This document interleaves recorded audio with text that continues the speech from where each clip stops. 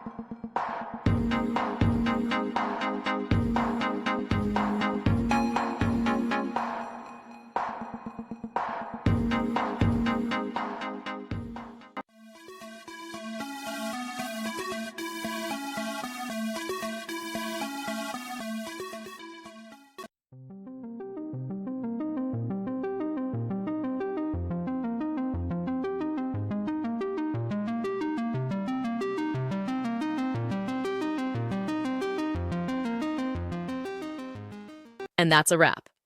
I hope you found the answer you were looking for. If you did, take a second to hit that subscribe button. It really helps out. And let me know in the comments which solution worked best for you.